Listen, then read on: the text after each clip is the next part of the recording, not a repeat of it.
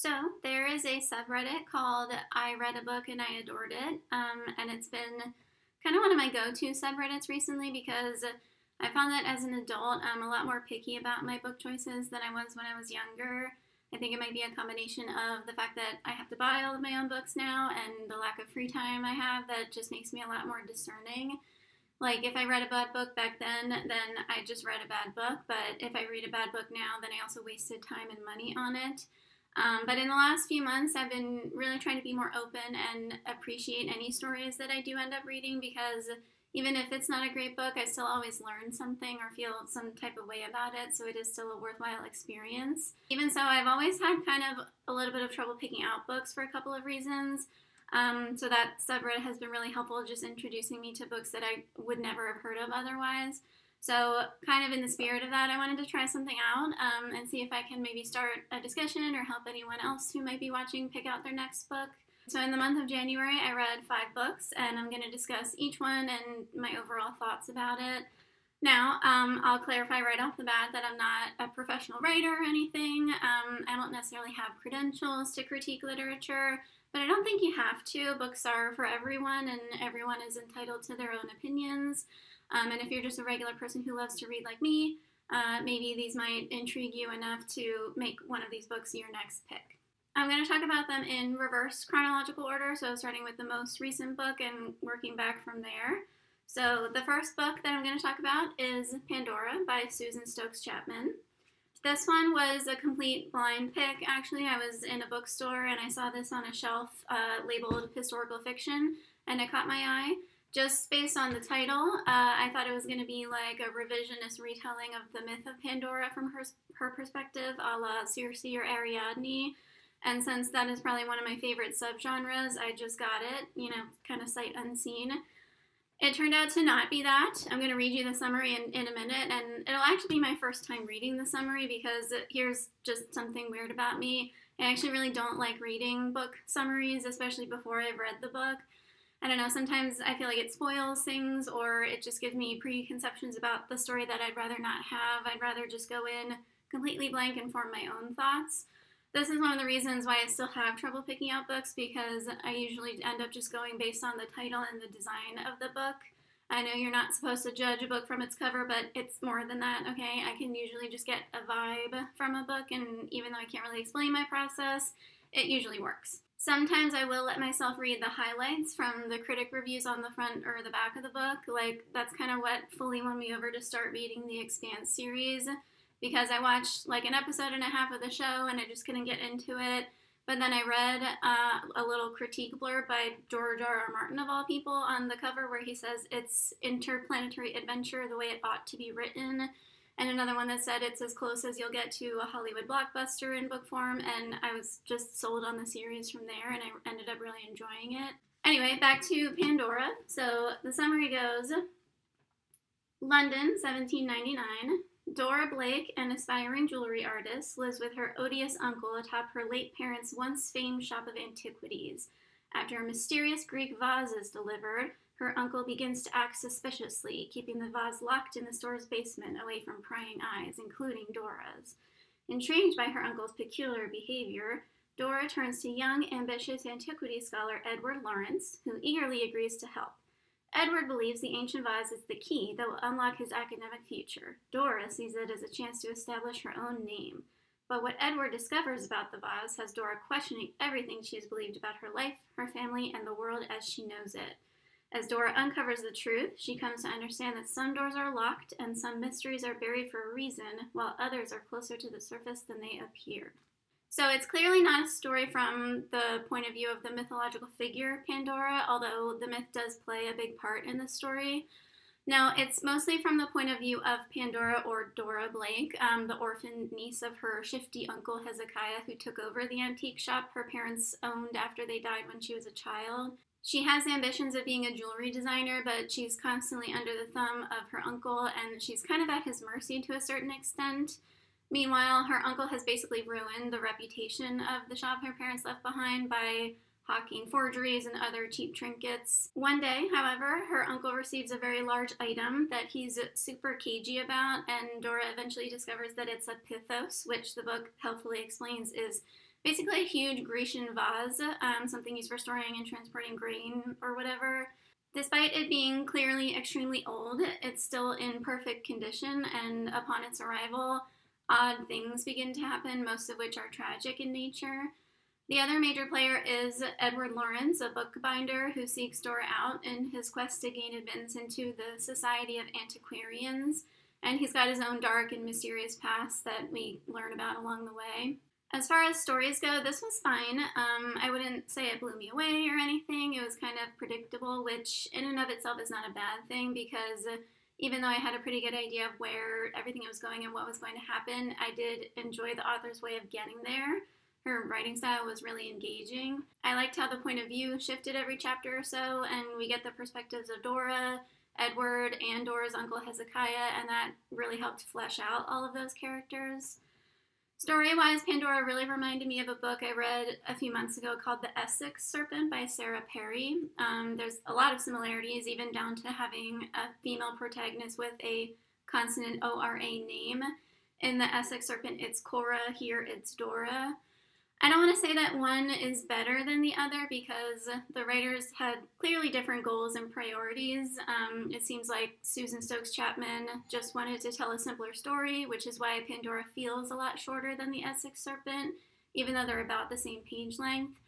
Somehow there's just a lot more world building and immersion in the Essex Serpent. Again, though I was pretty engaged most of the way through, I do kind of wish we got like a flashback chapter from the perspective of Dora's parents. Especially her mom. We hear a lot about her from various people, and she does factor into the events of the story posthumously, but I think it would have been interesting to hear from her directly, even if it was only like a dream that Dora was having or something. Overall, I'd give this a 3 out of 5.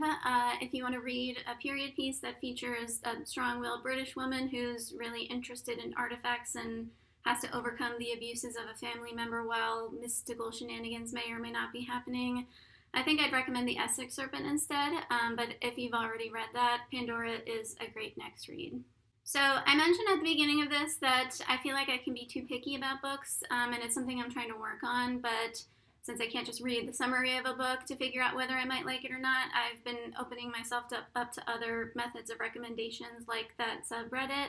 So I typed some of my favorite books that I've read in the last couple of years into ChatGPT and asked it to make me some recommendations. And one of the results that stuck out just based on the title alone was The Ocean at the End of the Lane by Neil Gaiman. Now, I've read some other Neil Gaiman stuff before, so it wasn't just the title, but it just struck me as a very whimsical title, and that's a pretty good word to describe the book itself as well. So just like with the last one, I'll read the summary. This is what he remembers as he sits by the ocean at the end of the lane. A dead man on the back seat of the car, and warm milk at the farmhouse. An ancient little girl, and an old woman who saw the moon being made. A beautiful housekeeper with a monstrous smile, and dark forces woken that were best left undisturbed. They are memories hard to believe, waiting at the edges of things. The recollection of a man who thought he was lost, but is now, perhaps, remembering a time when he was saved.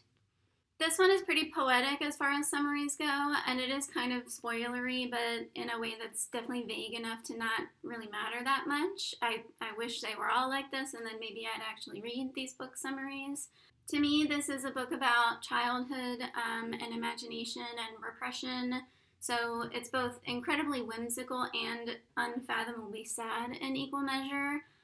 There are real fantastical and supernatural elements and forces at play, but they're also just kind of a metaphor for how we might make sense of traumatic events that were beyond our childhood understanding. There's a pond in your neighbor's yard that's just a pond, but it's also an ocean that contains all of the secret knowledge of the universe. Both of these things are true at the same time. You know, if you ask a child to talk about something traumatic that happened to them, they might tell you a story about monsters and magic, and then when they become an adult, they may only remember the event and not the story they told around it. This is a really short book. It only took a couple of hours to finish, but that's partly because I had a really hard time putting it down after I started it. I had the same experience with American Gods. You know, Neil Gaiman is a beautiful writer, but unlike American Gods, you could give Ocean at the End of the Lane to a middle schooler as their introduction to his style. This is the shortest book on this list, so there's only so much I can really say without completely spoiling it, but I absolutely give Ocean at the End of the Lane a 5 out of 5. Of all the books from this video, this is the one that has stuck with me the longest in terms of its themes and imagery. If you think your childhood was both whimsical and sad, you should definitely read this. So one of the reasons I've been trying to diversify the source of my book recommendations lately is because for the last several years, actually, I've kind of been stuck in a bit of a rut as far as genres go, where I was really only reading fantasy or sci-fi or like the hyper-specific subgenre of Greco-Roman mythology that is told from the point of view of a previously underrepresented character, which is also just basically fantasy. So I wanted to expand my pool of genres, and I just happened to be recommended a YouTube video from a few months ago by a channel I really like, Hello Future Me. I think the title of the video was 5 books to read if you only read fantasy or sci-fi or something like that. So clearly this is a problem that other people experience as well. One effort that the Hello Future Me guy has made is to go back to the classics, and he specifically mentioned Emma by Jane Austen. His opinion wasn't unfavorable per se, but the book didn't really seem to resonate with him. I figured I'd give it a try anyway because I loved Pride and Prejudice, and I really liked this a lot too. The summary goes, beautiful, clever, rich, and single, Emma Woodhouse is perfectly content with her life and sees no need for either love or marriage. Nothing, however, delights her more than interfering in the romantic lives of others. But when she ignores the warnings of her good friend Mr. Knightley and attempts to arrange a suitable match for her protégée Harriet Smith, her carefully laid plans soon unravel and have consequences that she never expected. With its imperfect but charming heroine and its witty and subtle exploration of relationships, Emma is often seen as Jane Austen's most flawless work. This book is very low stakes and very character driven. I love how Emma is flawed as a character. She's, admired by the people around her, but she's not above reproach or anything. She faces consequences for her actions when it's warranted. One thing that I didn't necessarily expect when I was reading was to actually laugh out loud a few times, but this is a very funny book. But the main thing that this book excels at is the art of conversation.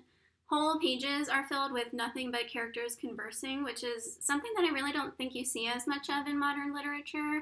I never really thought about it before, but after reading this book, I don't think I'll be able to unsee it now. Like, seriously, the next time you're reading a modern book, watch out for instances of characters interacting without any actual dialogue taking place. Instead, you might see a line like, so-and-so explained the situation, or the characters debated the issue at length. Like, why can't we actually read that part, I mean, I'm not going to sit here and pretend that I could write consistent dialogue that's also distinct for every character's personality, but come on, at least give it a try, It was really noticeable when I was reading Pandora, I hate to flog that horse again, but the 2 books take place in more or less the same place and time, and yet the difference in dialogue is striking. Emma is constantly taking the circumstances of her interactions into consideration, determining what is the polite course of action, but also the one that's going to turn the interaction in her favor, and it makes every exchange really intriguing. So Emma lives a life of relative leisure, and when she has nothing better to occupy her time, she fancies herself a bit of a matchmaker, sometimes just in her own imagination, but other times actively amongst her acquaintances. We see one successful instance of this at the very beginning of the story with her childhood governess, Miss Taylor, although at least one other character is doubtful about Emma's actual role in the affair. Every other time she tries this, though, it fails spectacularly to the point where it's pretty intentionally comical. This book is very cozy, like I said, super low stakes. It also kind of solidifies my opinion that the time period I'd most like to live in is like early to mid 1800s, as long as I could have this exact lifestyle. The other major piece of media that helped me inform this opinion is the show Dickinson on Apple TV, which is just the coziest, gayest little show. Like Emily Dickinson, Emma is educated, given pretty much free rein to pursue any hobby she might be interested in, and she feels basically no pressure from her doting father to marry. I mean, if that doesn't sound like the life, then I don't know what does. The story is told strictly from Emma's perspective, but we do get to know a whole cast of characters through her eyes. And here's where the dialogue really shines, because that's the only time that we get an insight into their perspectives and their personalities. whether it's the loquacious Miss Bates with her full pages of run-on chatter, or the overly informal Mrs. Elton addressing everyone by their first name or surname. We really come to understand who these people are through their dialogue. That's not to say that the impression that we get is always accurate. Sometimes Emma is completely wrong in her estimation of people, but what makes her a compelling character is her willingness to acknowledge when she is wrong and do some self-reflection to improve herself. So far I've been trying to be as spoiler-free as possible with these reviews, but I do kind of have to talk about the ending in this case because it did affect my overall response to the book. So spoiler alert for a 200-year-old book, but despite being staunchly anti-marriage for herself for almost the entirety of the book, in the last 30 pages or so, Emma realizes that she's in love with her brother-in-law, Mr. Knightley. Now, I don't have a problem with her changing her mind about marriage, especially because she expressed a couple of times that she would be willing to marry if she found someone that she actually loved. I don't even necessarily have a problem with the age difference in theory. Even though Mr. Knightley is 15 or 16 years older than Emma, she's an adult herself when she recognizes her feelings. The problem that I have is that as her brother-in-law, Mr. Knightley played a very brotherly role throughout Emma's life, and he was a significant and consistent influence on her as far as how she should behave and what kind of woman she ought to be. Now, in modern times, we have a word to describe the process of an adult shaping and influencing a minor in order to mold them into a future romantic prospect. And listen, I can be charitable and acknowledge that it was a different time and that was an acceptable custom, and I can be even more charitable and suggest that Mr. Knightley saw that Emma had clearly matured, not just as a woman, but as a person, and that's what made him ready to admit his feelings to her. But I don't know. There's a line towards the end of the book where Mr. Knightley confesses that he'd been in love with Emma since she was 13, so he was at least 28 at that time, and I just can't get past that. Every character pretty much universally agrees that Mr. Knightley is the gold standard of what it means to be a gentleman, and yet he was a grown man catching feelings for a child. Honestly, if it weren't for that one line, I think I might still be a little weirded out, but I could have accepted it. But I guess I just can't get over my modern bias in this case, and I don't necessarily think that's a bad thing. Even though that final revelation did change the color of my response to the book a little bit, I'm still going to give it a 4 out of 5. It was very charming, and it was a breath of fresh air reading it right after this next book. This was another ChatGPT recommendation, Perdido Street Station by China Mieville. I probably never would have heard about it otherwise, but now I'm really interested in Mieville as a writer. I heard that he's co-writing a book with Keanu Reeves that's coming out this summer that I'm really excited about. And I actually can't remember the last time that I was counting down the days until a book release. So it kind of reminds me of my childhood waiting for the next Harry Potter book to come out. Now to the book. So first of all, I love when books do this chopped look with the pages. I feel like it adds a lot of texture and character to the book. I only have 1 or 2 other books like this currently on my shelf, so kudos to whoever made that decision. The best way that I can think to describe the setting of this is fantasy cyberpunk. It had a lot of different interesting elements going on. I hadn't realized this beforehand, but apparently this is the first of a series called the Boss Log series, which I haven't read any more of, but I might come back to it, which I'll talk more about that later. So the summary goes,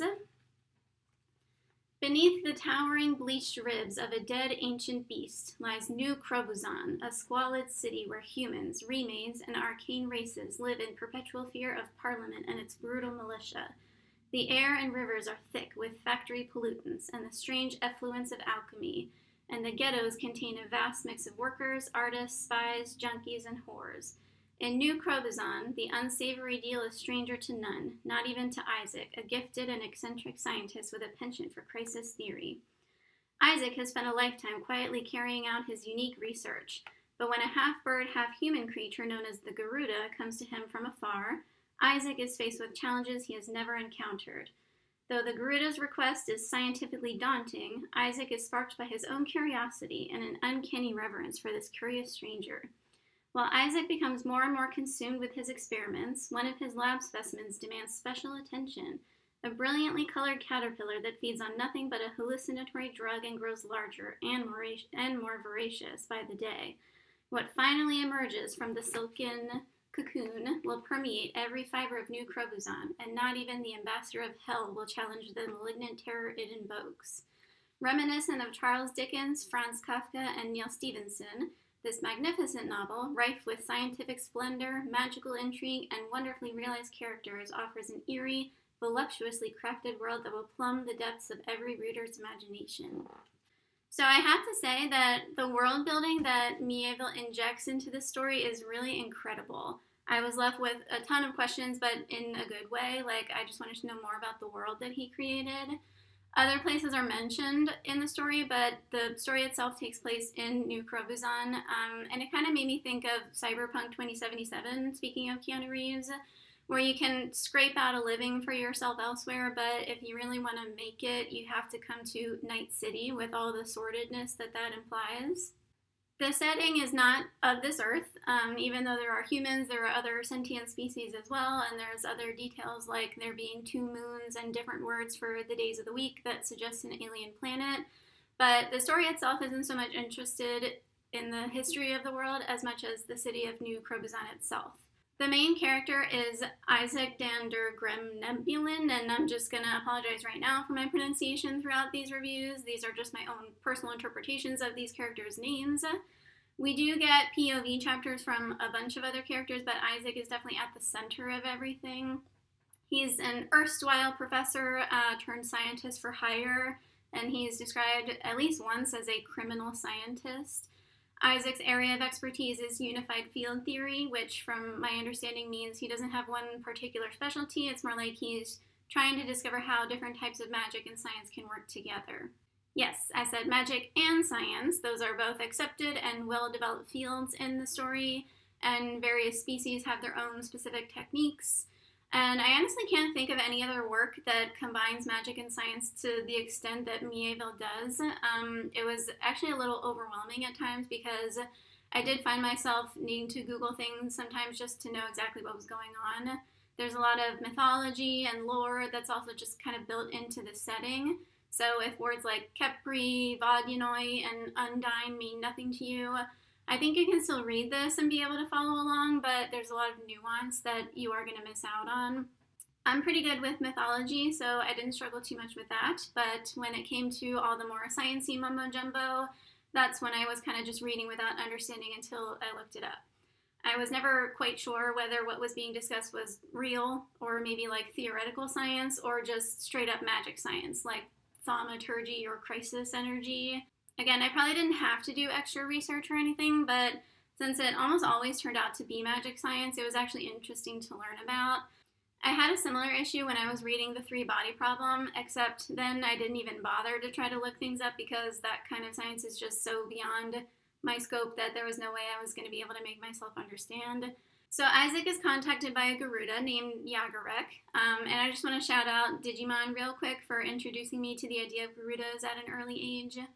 Yagarek has had his wings cut off by his clan because of a crime he committed, so he hires Isaac to figure out a way to make him fly again. In order to best solve this problem, Isaac starts by conducting a thorough study of all flying things to better understand how the overall process of flight works.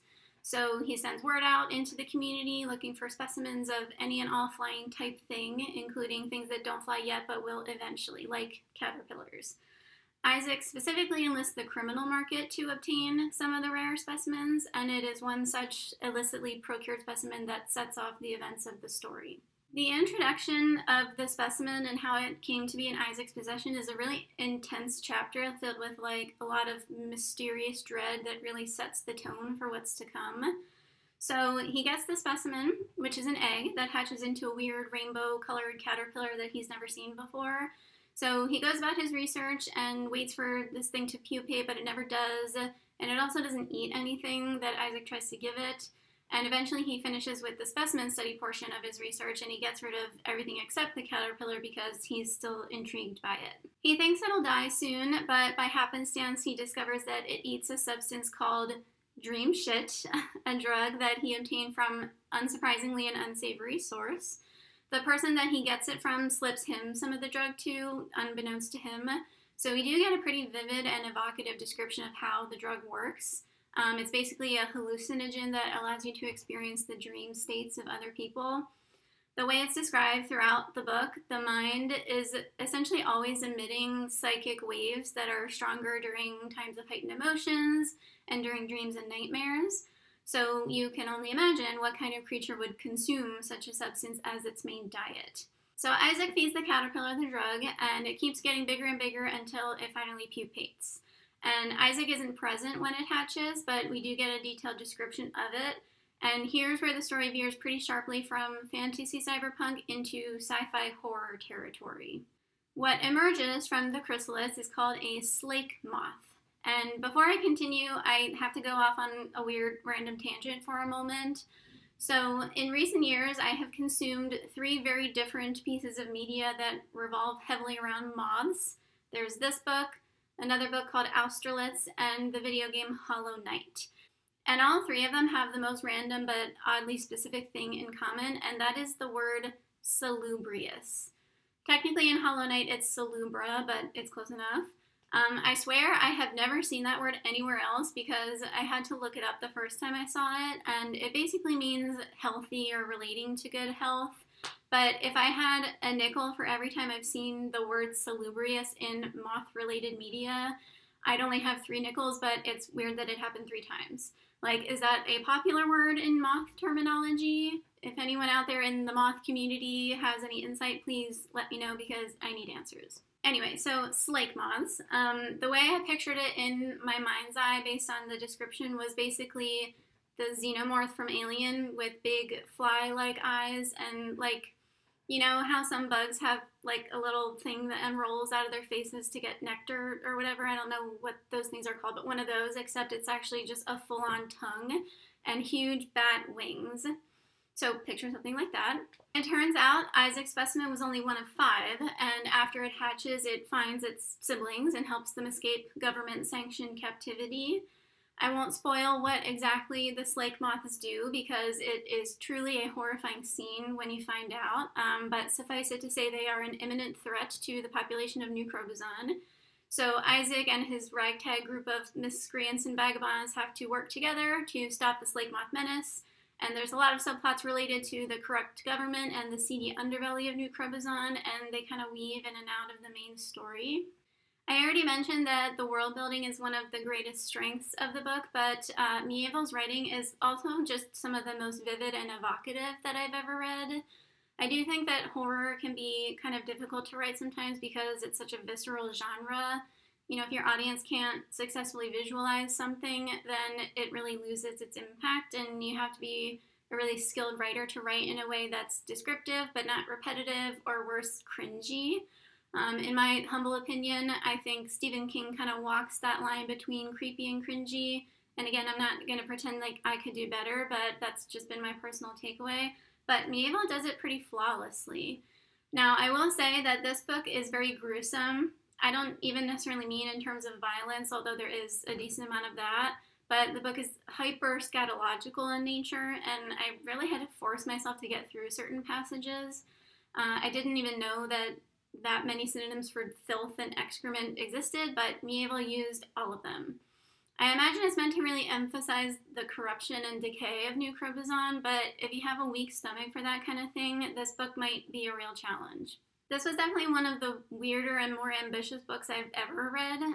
I can see myself coming back to it eventually, but if I was going to continue with the overall series, I don't think it would be for a very long time. I'm not ready to immerse myself in that world again just yet. For now, though, I'm going to give Perdido Street Station a 4 out of 5. The last book that I'm going to talk about today is called The Golem and the Jinni by Helen Wecker. So at the end of every year at the library at the school where I teach, they have an open house where we can kind of just take books that have been discontinued or discarded for whatever reason. I was browsing along and I saw this one, and the title immediately jumped out at me because of 2 movies that I had recently seen. The first one was a horror movie about a golem whose name I do not remember, and the second one was 3,000 Years of Longing, in which Idris Elba plays a Jinni.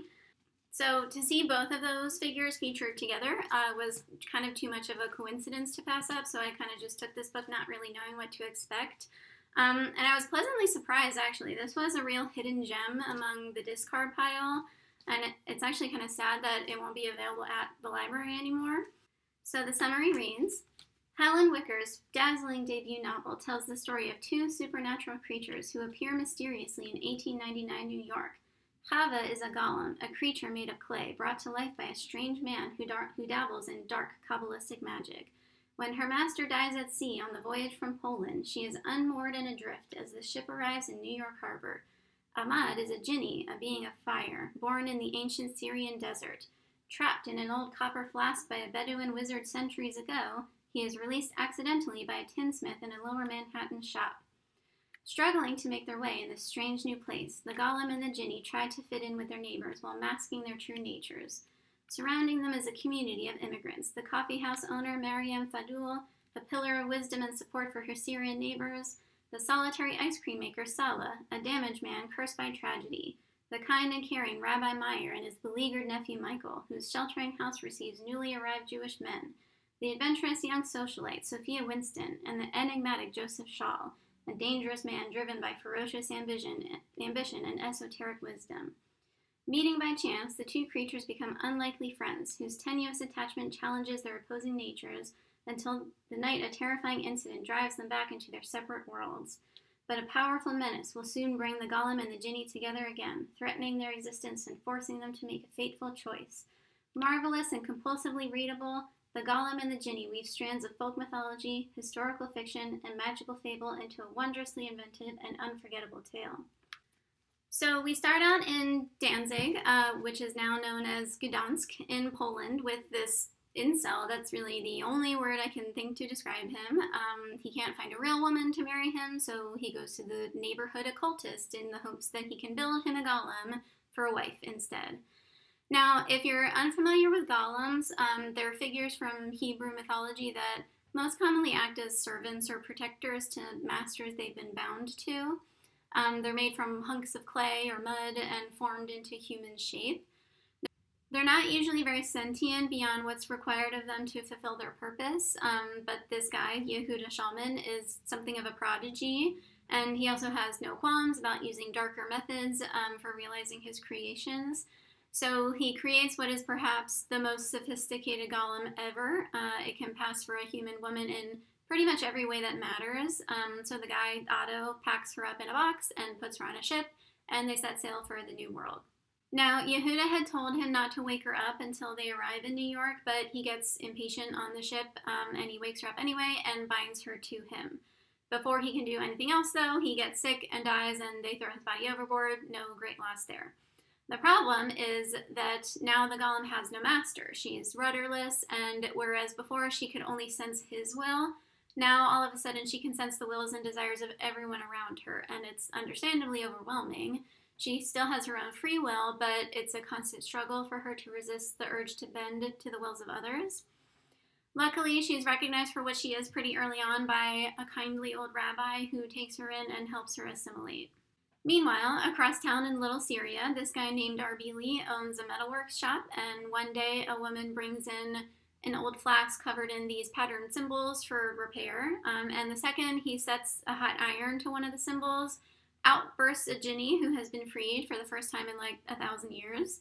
And even though he has all the innate characteristics of a Jinni, like being immune to heat and flames and such, he still bears the iron cuff from when he was first captured, and it keeps him trapped in a human form. A similar situation plays out here. Arbili kind of helps him adapt to his new human circumstances, and his natural immunity to fire makes him a good assistant in the metalworks shop, but he also has his own artistic inclinations.